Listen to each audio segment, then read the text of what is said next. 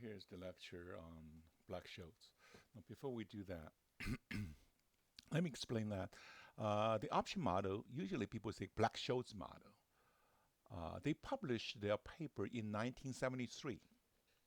But same year, Robert Merton also published a independently article also on options. They both credit us for created the option pricing model we are using now. Nobel Prize Economics Committee awarded to Myron Schultz and Robert Merton, Schultz and Merton, because Fisher Black already died in that year. So, so sometimes the book strictly is using Black-Scholes and Merton. I'm just using Black-Scholes model. I teach this one for so many years. I'm habitually using Black-Scholes model. Okay. First, let's look at the assumptions for their model.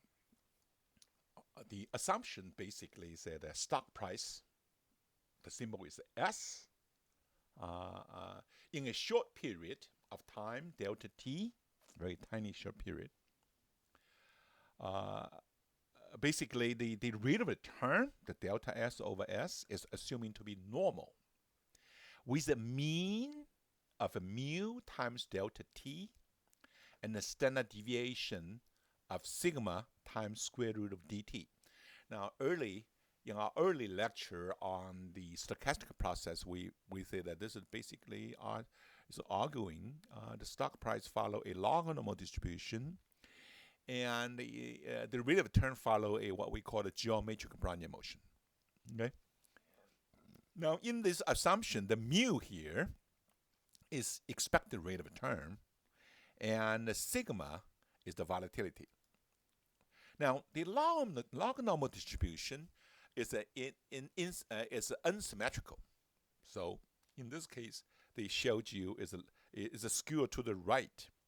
The reason, as I argued earlier, we said because the limit liability, legal liability issue makes stock rate of return maximum loss equal to negative 100.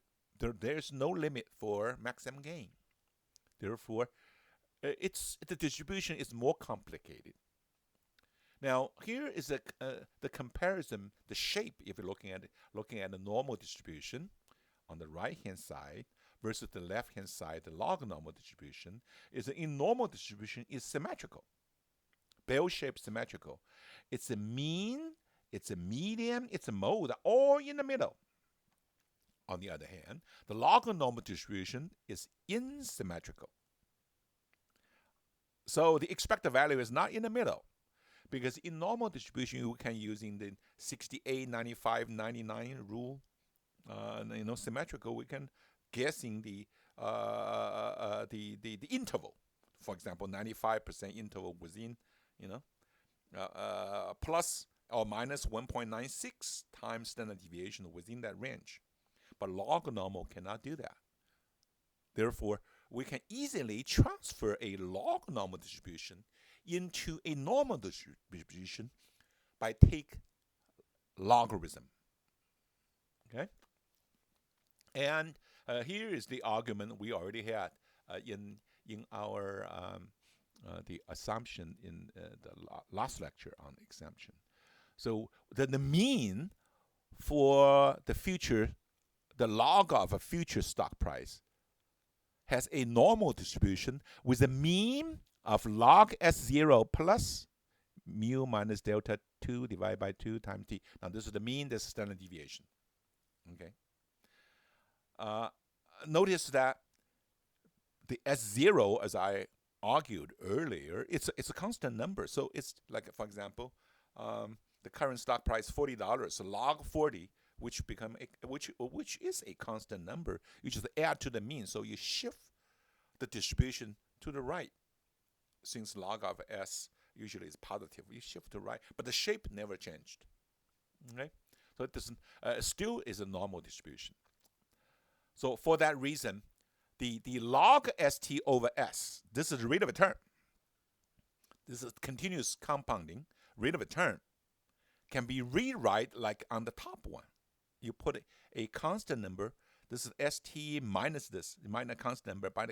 Put a constant in the middle, you have this. You have on the top. So this one is a normal distribution with a mean and a standard deviation. The only thing different here is the mean is a plus a constant number, give you the log S0 now.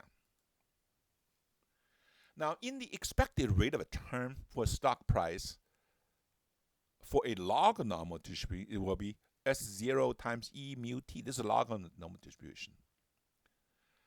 But the expected return on stock with a continuous compounding, since we are using continuous compounding, we have a geometric Brownian motion here.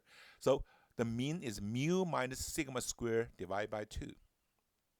So here the difference is a geometric Brownian motion here. There's a difference between simply added up versus the geometric Brownian motion. Chapter 4 on the textbook showed you the conversion from arithmetic to geometric. You can check on that. The other thing is sigma. The volatility of the asset is a standard deviation sigma of its continuous compounded rate of return in 1 year. In Black-Scholes model, the sigma is per year. Later when we do the value add risk, those are in daily. Here we're using sigma. Is a yearly. The standard deviation of return in time delta t equal to sigma times square root of dt. All right, dt is a time. So the important parameter is sigma, not the expected value. As a matter of fact, the expected value is dropped. We don't need to worry about expected value because it's not in the equation, the pricing equation, but sigma is. Sigma is the measurement for the volatility. Now, what caused this volatility then? Now, study by Jiang Ho and other researchers show that the market volatility usually is much higher when the market is open, the asset is trading, or when it's closed, the market is still not volatile. So what they study is they compare the stock between, let's say, Friday closing versus Monday opening, the price change, compared to, let's say, Monday closing, Tuesday opening. So one night volatility. Now, if the time, if volatility occurred evenly between the calendar days, then during weekend volatility have more volatility during a 2-day weekend than the 1 day between Monday and the Tuesday. But empirical study does not show that. They basically same volatility, statistically insignificant. Therefore, they are arguing volatility is caused by trading. And they arguing, instead of using 365 days, calendar days, it is usually assuming that you're using 252 trading those days in a year to calculate. That's when you do the historical volatility, you have to do those adjustments. Okay? It's not important, but the important thing is the volatility traded by, causing by trading. It's kind of a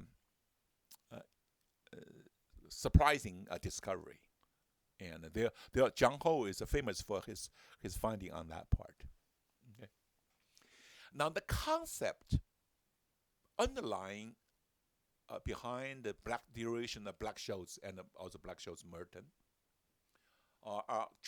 is based on what is quite complex assumptions. But a couple important thing is, number one, the option price and the stock price depend on the same underlying source of uncertainty. Now, in early lecture, I showed you that uncertainty described in mathematical form is a DZ, change of that volatility, random variable, DZ. Only single source, same source. Therefore, in theory, like Black-Scholes and Merton did, they both did, to form a portfolio long stock, short options, let it match for a very short period, because it's one is short, one is long. It cancel each other out, the volatility. The DZ part, if you are short and long, just the opposite. You cancel each other out. So the random part, get rid of. What left is the deterministic part. In other words, the underlying concept in Black-Scholes model, build a risk-free portfolio, get rid of the DZ, solving only deterministic part. But importantly, they using the argument say that you can price it for that portfolio as if there is no risk, since their risk can be eliminated. Those very tiny space, dt, which is a very infinite small, or called instantaneous sometimes. If the portfolio has no risk, it must earn a risk-free rate. So there is no expected value you need to worry about, because everybody have a different risk preference. So if you're using discount rate, then everybody have a different discount rate. But since this portfolio has no risk, in a perfect market, it should earn risk-free rate. That is key element.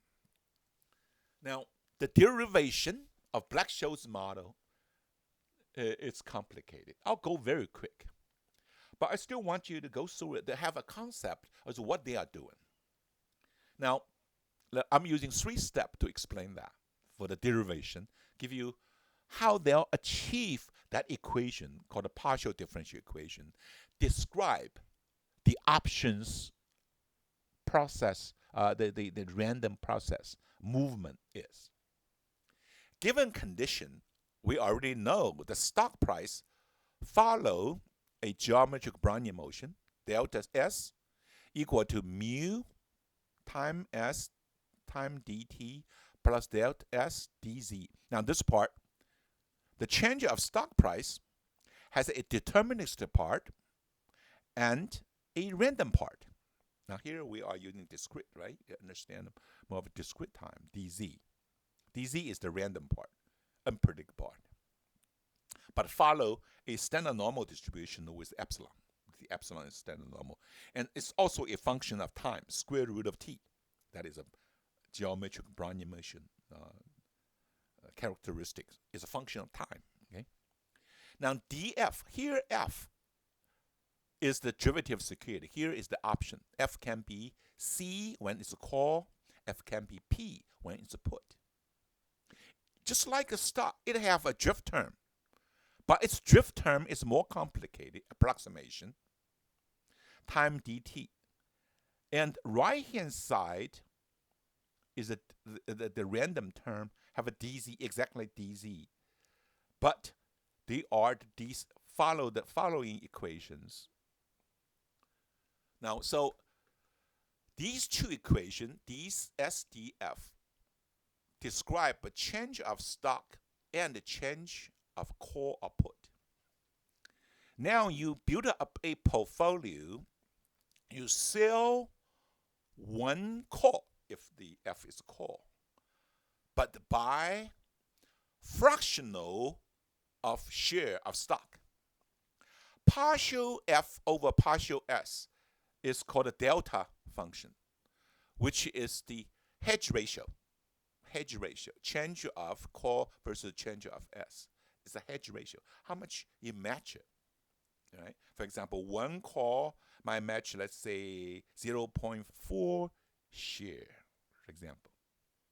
So one short, one long, perfect match. Now, when you interpret the change in the basket firm, the partial C here in the equation is the partial F over partial S is the slope. Now, the dotted curve is core value. It's core value. what delta, partial C over partial, is the hedge ratio, is a straight line. Here are the examples, the partial C over partial S, delta C as in discrete, partial C in continuous, 0.4. What that means, if you short the 100 call, you can cover long position 40, right? 1 versus 40. It's perfect hedge because you have no control on the DZ, but we know what is the short with long, and the changing is the hedge ratio. Now, second order condition, it's just the speed, the acceleration speed from, or in this case, we have two curves during time, because it's also a function of time of a call. The call is rapidly losing its value, going down. We call it time decay. How fast that is, you need to readjust it, because the straight line partial sometimes is not enough. In other words, those just calculus stuff. The second order condition approximate the speed of change of change. So in my derivation, second step, I describe my portfolio, I call it pi. Is a short a call, long a delta ratio S. Short a call plus 0.4 S. If that ratio is 4, 0.4. Then the change of my portfolio will be change of my short position plus change of my long position. This is just stated as is given. There is no mathematical rule. Just tell you what I'm doing is a change of this random variable and a change of the variable. One is long with short. Now, the equation, in the third part, I skip a long algebra derivation. You can plug those early things in, for example, delta S, delta F. You can do your exercise. Using the early example, what is delta F is, you plug delta F, this whole thing, into delta F, and plugs the delta S as the Brownian motion, geometric Brown motion, and cancel the similar term, like dz will be canceled. The whole variation, I skip a long period algebra maneuver and arguing for a short period, the risk-free portfolio should earn you risk-free rate, and open that, you have the famous Black-Scholes partial differential equation like this. Is change of that call with respect to time plus risk-free rate times stock times delta ratio plus 1.5 sigma square S2. Here is gamma ratio equal to RF. Now this equation later on we study how do you hedge or measure the change of option you have to use in it. We call it Greeks. Without that, you have no idea what I'm doing because you have to find all those ratios. Now this is according to the mathematical derivation, we achieve that to describe the change of that option through time from now to its maturity. By the way, this is for European only. Okay, the option cannot be exercised until its maturity, only that. So this one, we're solving that. Now, early I argue, because in our derivation, we eliminate dz, which is a random term. You offset each other. We also, it's important, so this portfolio has no risk. The dz, the random part, cancel each other out. But more importantly, the mu, the expected value, also cancel each other out. Therefore, there is no equation, there is no mu. We can calculate as if there is no risk. So this important evaluation theory called risk neutral. We treat as if it's risk neutral. When we study the utility function, we say that when a person is risk neutral, he will not demand a high rate of return for taking risk. It's risk neutral. It's immune to risk. It's not asking for compensation. No, it's a risk neutral. The nice thing about, because most people, investors, are not risk neutral, we are risk averse. We demand a high rate to offset the risk. But since their duration, that allow Black-Scholes and also Robert Merton, to using risk-free rate and bypass the difficult discount rate. So the risk neutral are important in Black-Scholes model. We don't using discount rate. We're using risk-free rate. Right? Now using risk-free to discount, there's no risk, as if there's no risk. But they prove for a short period, yes, we can build a risk-free perfect hedge. Given that partial differential equation earlier I dismissed, now basically the solution is solving the following distribution table. Here, integer here is the calculation of the normal distribution curve, the probability density function of S as a follow normal distribution from x up to infinity. Then now see e to the power of negative r t minus t. Sometimes people write just only single t, but it is for maturity up to now in terms of year, right? If it's 6 months, there are 0.5. 1 year is 1 year. Now the first one is a discount factor. What does that mean? That means the future, whatever the chances you get for the stock will be in the money. When you will be in the money is when ST higher than X. Right? Only when the call in the money will be exercised. So you only worried about is the S over X up to infinity. You solve that curve looking at like a certainty, then discount it back. Here, they separate then to calculate. So here is a discounted value for stock price will be higher than X, discounted back. Here's the probability. Minus the exercise price times for the call option in the money, discounted back. So this portion is the cumulative distribution, the density function, cumulative distribution. ND2 is the probability for the stock, a stock price higher than X for the call in the money in a risk-neutral environment, discounted by risk-free rate. And the first portion, they prove that is exactly equal to S, which is stock price today, times ND1. ND1 also called a conditional probability for that call option in the money. But the whole thing is assuming the probability in a risk-neutral world, risk-free rate. Here is the formula.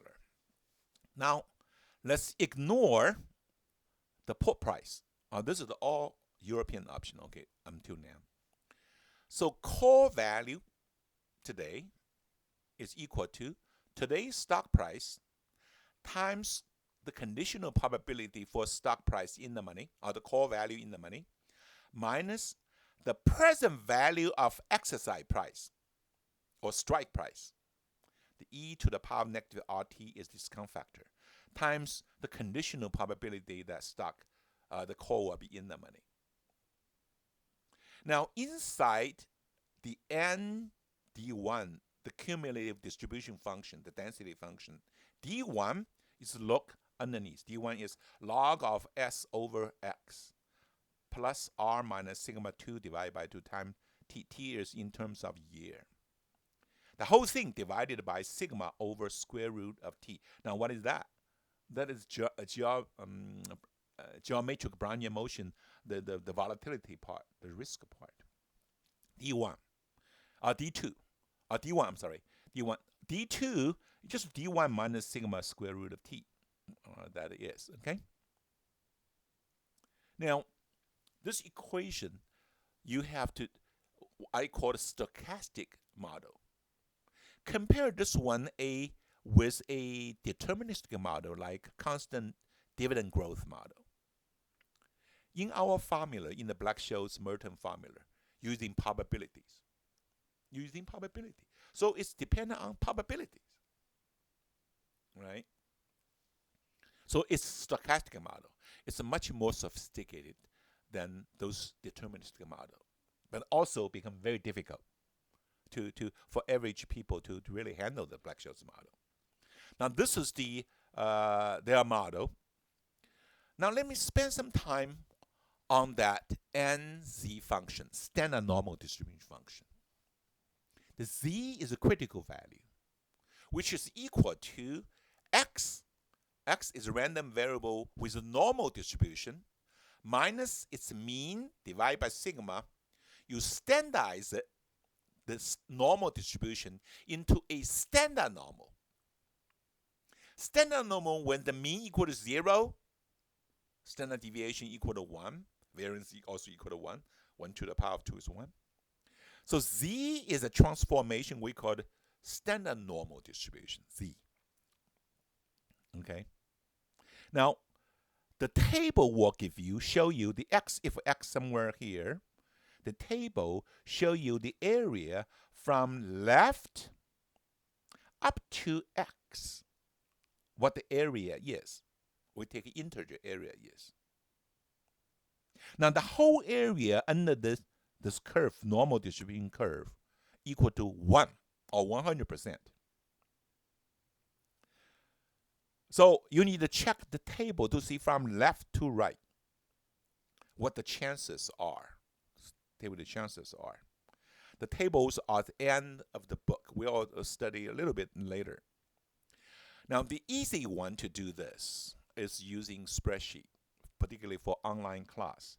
I highly recommend using the following equation in Excel, equal to norm S dist. It's different than what the textbook, old versions. In the latest versions, there's an S in middle to get your easy. You don't need to look at the table, just key that in to find out what the value is. Now, if you want looking at the value, here I get a copy from online. What I forget the source. I don't want to, our book, you have,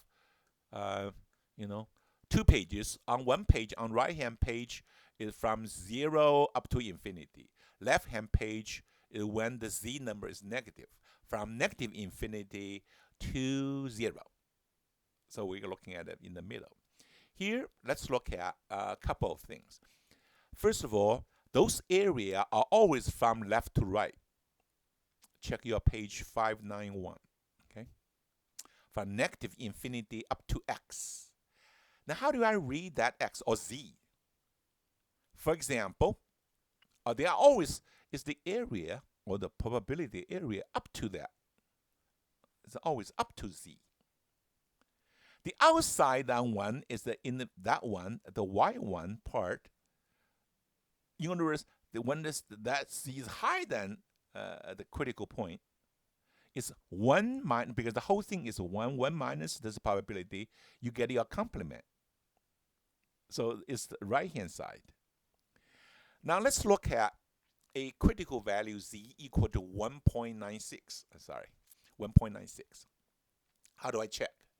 So you look at Z table, 1.96, 1.9 here. Another one is 6. We move down to 6. So 1.96. The whole area from negative infinity to that positive 1.96 equal to 0.9750. So the complement 1 minus 0.970 equal to 0.025. So that the Y area, the right tail, is 2.5%. It's if we're looking at a one tail. Now it's symmetrical on the left tail to negative 1.96. You check your book. Instead of a positive 1.9, negative 1.96. The area is equal to 0.025. So in statistic, if you still remember, you do two-tail test. It's left test, right-hand tail. This one, the whole area, 0.025 plus another 0.02, 5%. It's called a 95% confidence interval. Okay? Now, here I pluck one example. Want you plug in one of the spreadsheet I made for this class. Help you to practice how to interpret the standard normal distribution. Here's the Excel. They're looking at, now here's, you can see it in my, the Excel file. You can play around with it. Because you really need this one to solve your problems later in chapter 13.20, okay?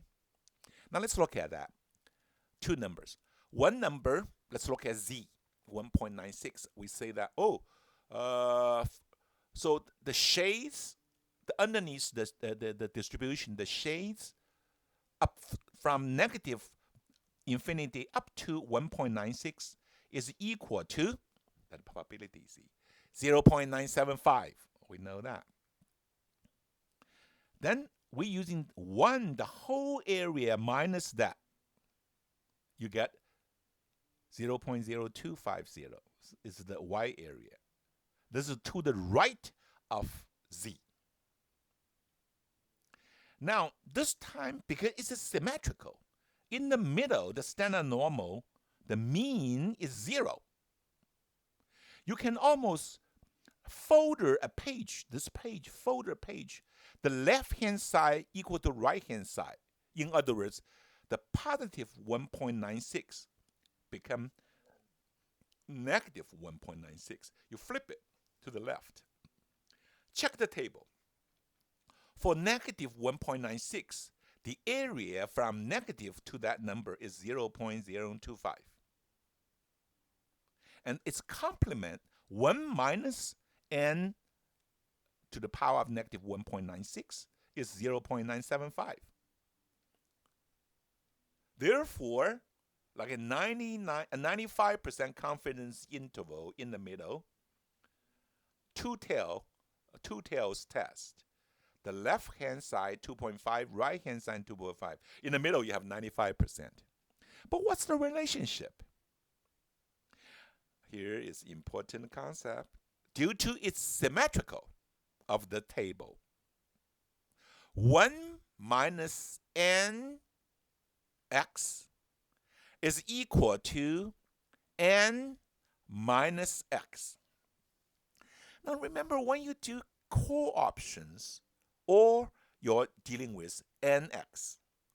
But when you're dealing with put option, it's n negative d1 and negative d2. What's that? The reason is because if n, positive n, represents the probability high, the probability for the call in the money, to the left-hand side, the distribution, then 1 minus the number, the opposite, represents for the put in the money. So to study this one, you really need to do the power burn 13.2. But make a note. You expand the formula using Black-Scholes model and combine together. It gives you the result. Black-Scholes model, actually, you will help you to understand Black-Scholes model. Understand particularly what the ND1, ND2, and what the N negative 1, N negative 2 is. Okay. Here's a Black-Scholes-Merton model. Example 13.4, we're using as a standard example in spreadsheet also. So S equal to 42. Exercise price K, or X, is 40. Risk-free rate 0.1 or 1%, 10%. Oh, sorry. Sigma 20%. Time 0.5 is 6 months. First, I want you to calculate even use spreadsheet step by step. Don't jump whole thing, put everything in one formula. First, calculate D1. You plug those numbers in. D1 equal to 0.7693. You need to run the 4-digit after decimal if you do it by hand. Oh, the other one, just for a caution, sometimes when you add the money, like log of 42 over 42, in other words, log of 1. Don't be surprised, log of 1 equal to 0. I had one student made some mistake. So I said, wow, my calculator doesn't work. Give me 0. Hey, log of 1 at the money is 0. So don't be surprised. Get D1. Get D2. You don't need to do that long form. Just using D1 minus sigma times square root of delta T. You get that number, 6278. Next, I want you to calculate not the call value. No, you need to calculate. I'll show you. ND1, ND2. You have to do that because I'll make sure that you understand the probability distribution, the normal distribution. Only the third step to the C. Now because you need to show me the ND1 and D2 equal to these two numbers. Then plug that in equal to, now this one goes to C equal to 4.76. Okay? Right. So the core value for this option is worth $4.76. Put, right, it's worth 81 cents.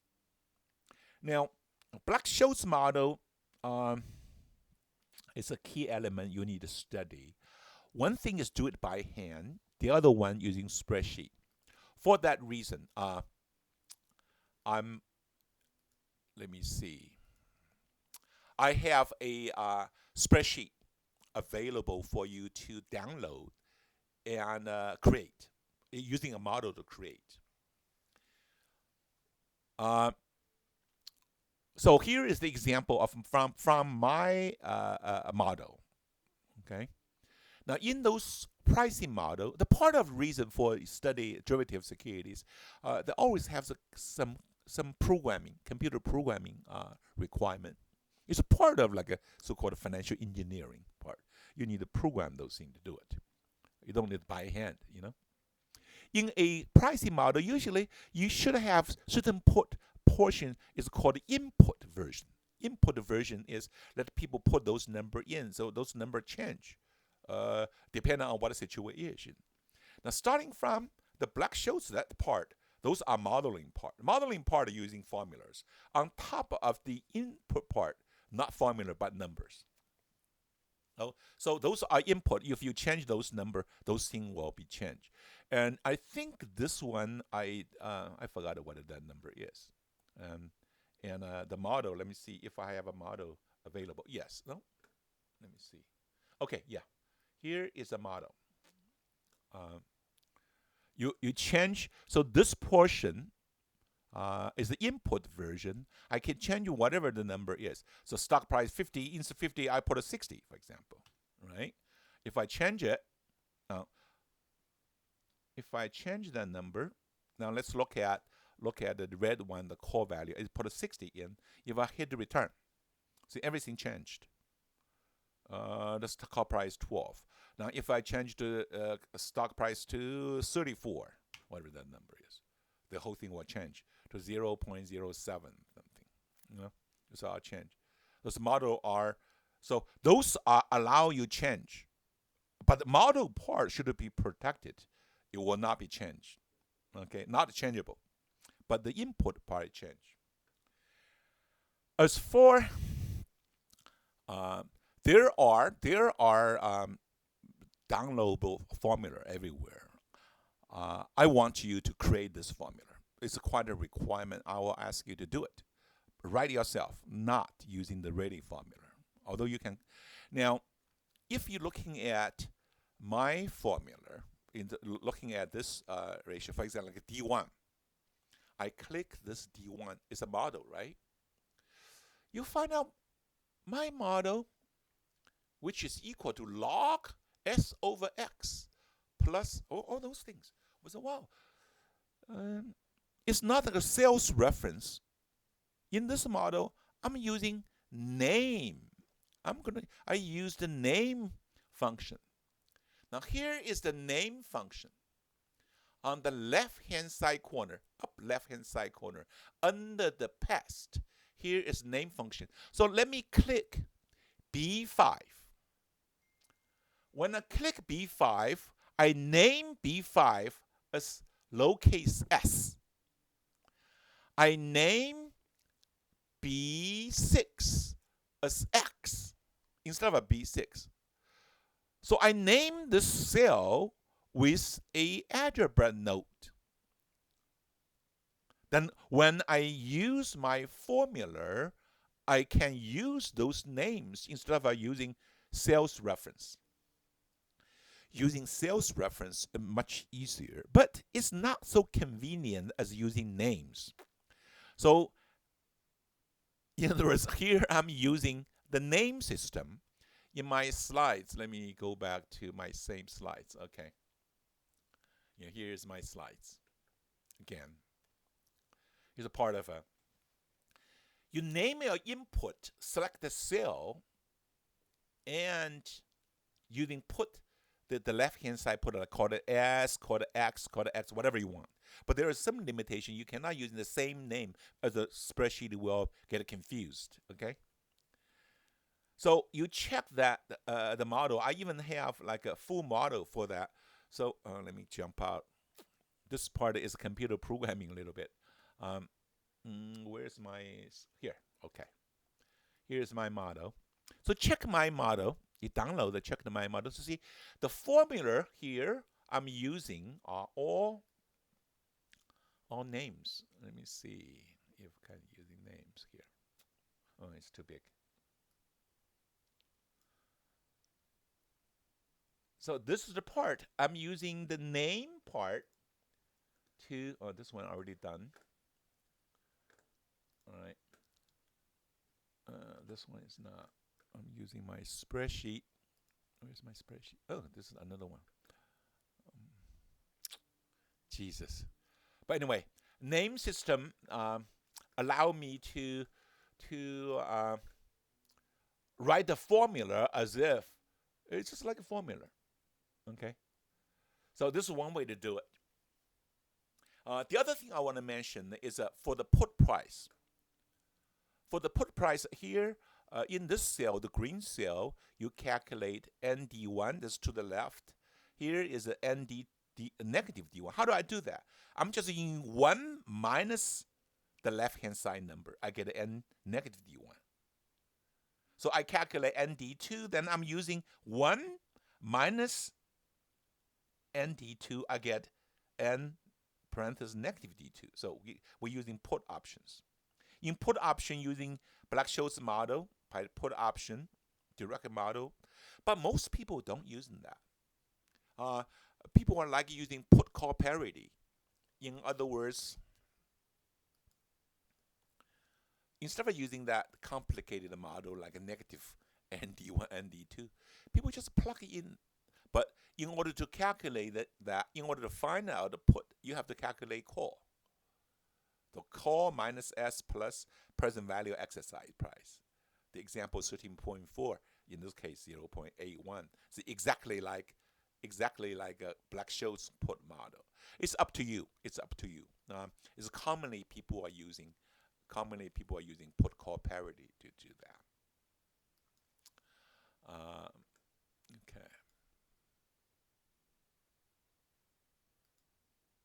Where are we now? I skipped the property.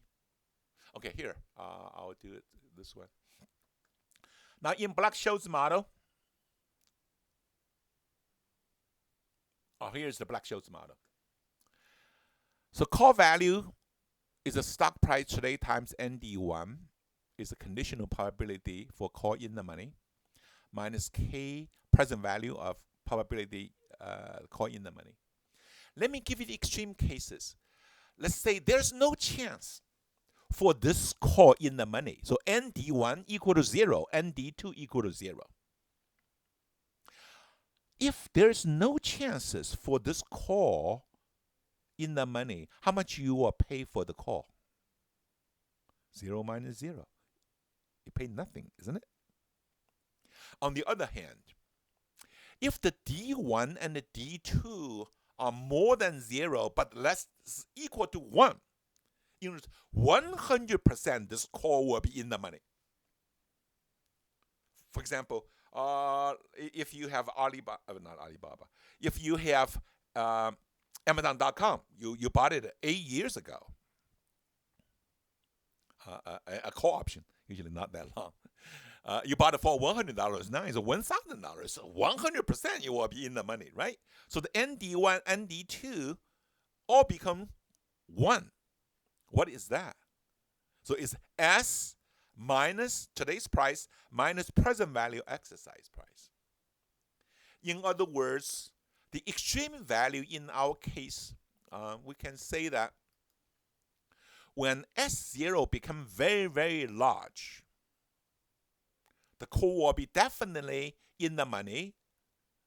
Then the call equal to S0 minus present value. On the other hand, the put value, which is the opposite of call, right, will be tends to 0. There's no chance. On the other hand, if today's stock price so small, so low, your exit price so high, for the call, there's no chance it will be in the money. The call value equal to 0. On the other hand, the put will be the present value exercise minus the F will be fully in the money. The other thing is sigma. If sigma become very large, the call and the put value are increased. If the time to maturity become very long, the put and call value also will increase. Though our function will be positive function, go with that. Okay. Let me go about probability. I think among all those European options, we ignore the dividend part. Don't worry about the dividend part. It's not that important. Particularly in most cases, like call option, you never exercise. So, but the volatility is very important. High volatility and high call or puts value. Historical volatility, the book discussed the historical volatility, but people find out sometimes it does not work very well. The commonly used volatility is called implied volatility. Let me tell you, a good news or bad news, depending on what you say. You say, what's the Black-Scholes model, isn't it right? We're using Black-Scholes model to price options. In real life, you don't. But we do using Black-Scholes model to price sigma. Because among all the 5 parameters, S, X, R, T, and the sigma, only sigma is not observable. So we are using what is the market value of sigma, depending on what the options, how do you price it? Let's assuming option price is right, will give you the market estimate volatility.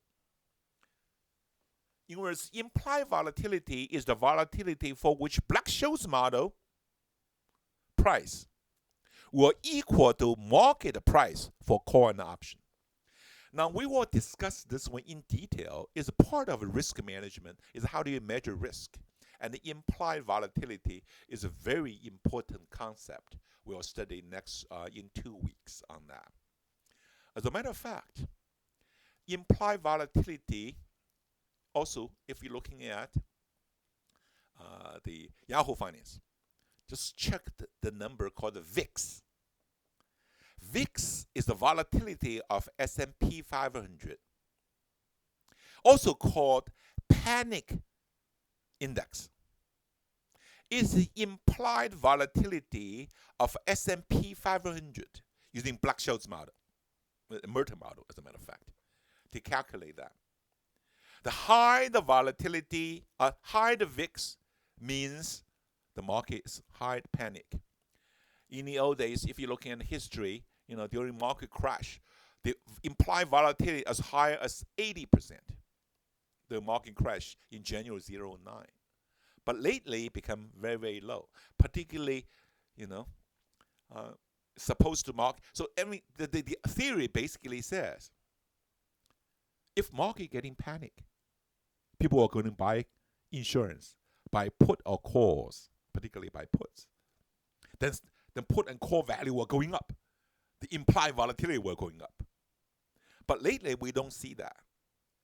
So people are looking to see now the stock market is fearless. The panic value actually is historically low. Historically is only always between 15 to 20. Nowadays it's like a 10 or 9. It's very, very low. We will discuss the market the implied volatility later on. As a dividend, as I said, let's don't worry about it. Let's don't worry about this. It's not important. The American call option also. Up to now, Black-Scholes-Merton are for European only. But American option can be exercised earlier. The pricing level actually is much more complicated. I had published a paper on that. You might want to take a look on that American option. But for the time being, let's ignore that. Let me show you the homework assignment.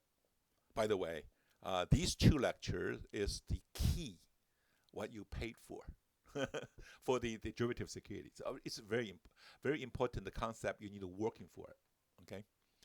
For the option part, I want you to do your own spreadsheet Black-Scholes model, the European model, with Excel. If you want a technical part, you can using name. It help you using formulas, name. But there is some kind of difficulty. Sometimes if you wrong name, the computer, the spreadsheet might get confused. So you can also go with cell reference, like B1, B2, B3. Oh, it's all right. It's all right. Okay. You can use cell reference. It's easier if you think you are quite familiar with sales reference. Go sales reference. But if you want to do some name function, just go with. I already give you the computer spreadsheet. You can look at what my spreadsheet should look like. In the quiz part, chapter 13, number 1, number 6 are conceptual. Number 4 is put option, which you can find a solution at the end of books. But 13.13 is a call option calculation. You have to use your own model to do it. The last one, 13.20, is challenging. It's a more conceptual, help you conceptual looking at the ND1 and the relationship between ND1 and N negative D1 relationship. So work on it. I'm going to review the 13.2 later in the week because this is kind of interesting. Help you to study Black-Scholes model, understand Black-Scholes model more because it is stochastic process. The model using probabilities. I'm doing a lot of trainings on derivative security, particularly for accountants. They have hard of time for those CPAs to really handle this probability. Yes, we do have a software coming from with the author. John Ho is a very good, the book is very good, but his software really sucks. Very bad, very bad. It comes with a CD. You can download the 201, 2 version 1 derivative. They're supposed to have like version 4 come out. But I checked it again, I cannot find it. But the base, but you can look at another one for risk management. They have software very similar to this. So there is a web page you can go check the to looking if they will update, give you the latest version for that. His software is not very user friendly at all. Here is a video on that. Here's basically you click you can install it in the CD version, which is version 2.0. Jesus, when 20 it's almost 5 years ago. His software is just bad, just plain bad. But you using that one, I want to using it's not for pricing. I want to use as a number checking, for example. Looking at a solution, you make sure that your solution is correct with the model. The other one you use is the plot function, the graphic function, to plot the payoff. Let me show you what I mean. Here is the screenshot. I just tried it. Put it in his software using equity, stock option, foreign exchange, index, futures option. Those are complex options in it. You move to the underlying asset. We're using equity, stock options. I'm put the number is an example, the textbook example, 13.4. Stock price 42, exercise price somewhere here 40 here, strike price 40, and check the call. It's a call value. So, and it automatically calculate. It give you those numbers 4.75, 4.76 if you run up 2 pennies. They also automatically calculate those Greek letter delta, gamma, etc. We'll study later. Now that's okay. It lets you do the checking for those numbers, but you looking at the right hand side. This is what I want you to do. So you have your exercise to the option, then to the right, the graphic results. First, choosing the vertical X represents option price, call value, put value. Okay. X variable, X horizontal axis is asset price, S equal to S. And you put a range from minimum X to minimum value. So let's look at stock price between 20 and 60 with the exercise price 40 in the middle. 20 down, 20 up. Draw. They do a very quick calculation. It show you a curve. Now, at the money is exactly between at the 40, you can looking at on the 40. It's at the money. It's the highest time value, the volatility value. Anything above that 40, you have an intrinsic value, which is exercised immediately, plus the value of time value have a chance to get in the money. And to show you it's a curve. Option value are always nonlinear. That's make the hedging very difficult because it has 5 parameters, right? A call option 5 parameters. How do you hedge it? It becomes nightmare. So we have what we call the Greeks. And the Greeks associated with what we discussed today, discussed the first lecture as well as the second lecture. Now this is the for call. You're looking at the option payoff today. It depends on in the money, out of money, different exercise price is a curvature. My next step is a put. I highlight the put. Same input parameter from example 13.4. And the graphic, you draw the graphic, is inverse of the opposite of call. But also at the money is the 40. It has the highest value for time value money, not the intrinsic value part. So using that software derivation to help you check your answer and also help you analyze your payoff. Because the payoff is the graphic part is hard for us to really teach it in such a short time period. In my lecture notes, I think I give some software like this one from an early version of this book, early version, the calculation and detail as to how do you using the plot. How is he using the plot notes? I think just too complicated for really repeat in this class. For this class, only working on the European put and core options formula. Black-Scholes model. I don't want to ask you to calculate the Greek letters, derivative securities, those types of things. Too much work. Now, you probably the whole lecture today, these two lecture, is the pinnacle of this study. Also, all the derivative and risk management, the most key element, because Black-Scholes model, Black-Scholes and Merton really break new ground for modern finance. So we call quantitative finance. The quantum finance is because it's really heavily relying on probabilistic model.